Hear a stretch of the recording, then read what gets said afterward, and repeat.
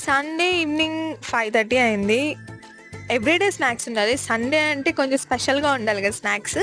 So, మేమొచ్చి మసాలా బురుగులు చేసుకున్నామనమాట. సో, ఆనియన్స్, పచ్చిమిర్చి, టమోటో కట్ చేసుకొని, చాట్ మసాలా, ఉప్పు, కారం, దాని తర్వాత మిక్చర్ ఇవన్నీ ఒక ప్లేట్‌లో పెట్టుకొని వన్ బై వన్ వేసుకొని నీట్‌గా కలుపుకున్నామనమాట. ఇక్కడ మిస్ అయిందేంటంటే లెమన్.